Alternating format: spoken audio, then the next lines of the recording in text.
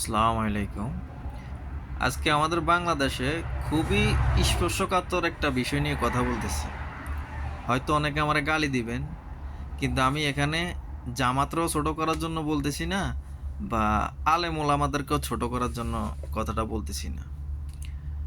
আমাদের বিশেষ করে আমাদের বাংলাদেশে কিছু কিছু হুজুর আছে ওয়াজ করে। তো এই জিনিসটা আমিও জানি যে যে হুজুররা যে বিভিন্ন ডিস্ট্রিক্টে যায় ওয়াজ করে বা ওয়াজের দাওয়াতে যায়, শতকরা 10% আছে খুবই ভালো, আর 90% হুজুরেরা ওয়াজে যাওয়ার আগে তাদের অ্যামাউন্ট কত দিতে হইব, এত টাকা দিতে হইব, আগে অ্যাডভান্স করতে হইব, বাকি টাকা ওইখানে গেলে দিতে হবে, চুক্তি কইরা তারপরে যায়। আর যদি টাকা কম দেওয়া হয় ওনারা যায় না। অনেক হুজুর আছে এরকম। তো আমার কথা হইল যে আপনি হুজুর কোরআন হাদিসের কথা বলেন, মানুষের দিনের কথা বলেন। আপনাদের কথা শুই না মানুষ, যারা নামাজ কালাম পড়ে না তারাও নামাজ কালাম পড়বো, যারা সুদ খায় ঘুষ খায় তারা এগুলার থেকে বিরত থাকবো। এখন হুজুররা যায় যদি যে আপনাকে টাকা দিয়ে নিতেছি, এখন আপনি যায় যদি আপনার মন গড়া মানে রাজনীতির আলোচনা, এরপরে আপনার কোন জায়গায় কী হয়েছে এইসব আলোচনা, ভাই আপনারা তো সাধারণ জনগণ, সাধারণ পাবলিক 1 টাকা 2 টাকা কইরা মানে উঠাই আপনারা এইভাবে এই কারণে টাকা দেয় নাই। আমরা যদি রাজনৈতিক বক্তব্যই শুনতে চাই বা যদি রাজনৈতিক আলোচনা শুনতে চাই, তাহলে টাকা দিয়ে আপনাকে কেন আনবো? বিভিন্ন নেতারা তো আমাদেরকে ইনভাইট করে নিতে চায়, আরও টাকা দিয়ে নিতে চায় যে আমরা রাজনীতির আলোচনা করবো, বক্তৃতা দেবো, তোমরা শুইনো। ওইখানে আমাদেরকে টাকা দিয়ে নিতে চায়, আর আমরা আপনাদেরকে টাকা দিয়ে আই নাকি রাজনীতির আলোচনা শুনবো? বলেন। এই প্রশ্নটা সাধারণ জনগণের কাছে রইল আমার। এই বিষয়টা নিয়ে আমার এক দোস্ত, তার বাড়ি আপনার যশোর। তো উনি মানে নাম, ওনাদের এলাকায় ওয়াজ হইব, নাম করে একজন আলেমরে মানে দাওয়াত করছিল। দাওয়াত গ্রহণ করে না, মানে ওনার ডিমান্ড বেশি। তো বলছে যে ওনাকে 1 লাখ টাকা দিতে হবে, 50,000 টাকা আগে অ্যাডভান্স করে যাইতে হইব, আর 50,000 টাকা মঞ্চে দিতে হইব। ওকে। তো উনি গেছে যে ওনার মন গড়া ওয়াজ করছে। ভাই আপনাদেরকে সাধারণ জনগণ 1 টাকা 2 টাকা করে চাঁদা তুইলা আপনাদের টাকা দেয়, এটাকে হাদিয়া বলবেন না। যাতে এটা আপনারা বলেন যে আমার এত টাকা দিতে হবে, এত টাকা হইলে আমি যাবো ওয়াজ করবো। তো এই টাকাটা যে আপনারা নিতেছেন, মানুষের তো কোরআন হাদিসের কথা শোনাইবেন। আপনারা রাজনীতির আলাপ করেন, সমস্যা নাই। কোরআন হাদিসে যেভাবে রাজনীতির আলাপ আছে ওইভাবে করেন, সাধারণ জনগণ শুনবো, মানুষ শুনবো।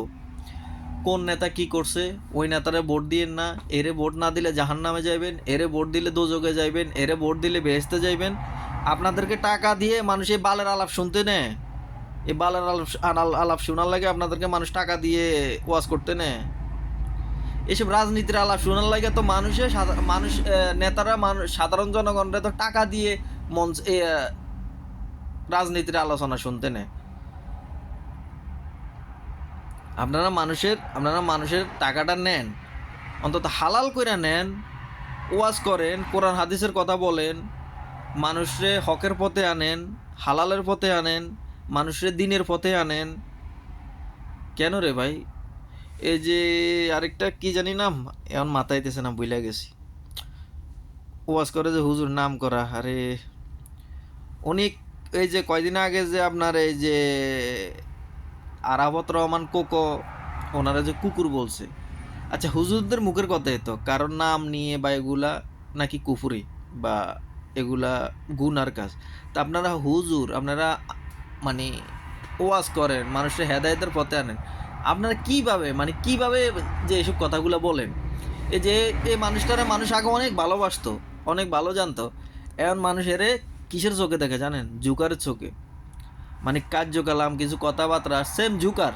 এখন এর সাথে আর হিরো আলমের সাথে তুলনা করা যায়, দুজন একই টাইপের, যে কখন কি বলে তার কোনো স্টেশন নাই। তো কথাটা আমি জামাত বা কোনো দল ছোট করার জন্য বলছি না। যদি আমার কথা কারোর বুঝতে সমস্যা হয় তার জন্য আমি সরি, দুঃখিত, মাফ চাই। কিন্তু আমি কথাটা বলছি ঠান্ডা মাথায় বুঝবেন, এই কারণে যে যাই হুজুররা মাঠে ওয়াজ করে, শতকরা 10% আলহামদুলিল্লাহ খুবই ভালো। তাদের নামও বলতে পারবো, এখন আর বলতেছি না।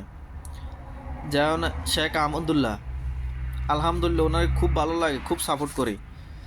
এরকম অনেক, যেমন মিজানুর রহমান হাজারি, খুব ভালো লাগে, খুব সাপোর্ট করি। যে কথাগুলো বলে যুক্তির কথা বলে, কিন্তু শতকরা 10% খুবই ভালো। তাদের ওয়াজ আলোচনা শুনতে খুবই ভালো লাগে, যাইতেও মন চায়। কিন্তু বাকি 90% যেগুলা, এগুলো হলো জুকার টাইপের। মানে ওয়াজ করতে যাইব, ওয়াজের মাঠে যায় রাজনীতির আলোচনা, এই আলোচনা ওই আলোচনা ঢুকে দিও। ভাই তোমরা মানুষের টাকা দিয়ে নেয়, টাকা দিয়ে তোমাদেরকে নিতেছে দিনের কথা বলার জন্য, কোরআন হাদিসের কথা বলার জন্য, মানুষের সুদের পথের থেকে, ঘুষের পথের থেকে হালাল পথে আনার জন্য। তোমরা যে এখানে মন গড়া আলোচনা, রাজনীতি, কেডা ডিম পাড়ছে, কেডার কার ডিমের থেকে বাচ্চা ফুটে নাই, কার হাঁসের ডিমের থেকে মুরগির বাচ্চা বাড়িছে, এটা আলোচনা মানুষের শোনার লাগে তোমরা আনে টাকা দিয়া। আমি বুঝাতে চাইতেছি এইটা। ভালো থাকবেন, আসসালামু আলাইকুম।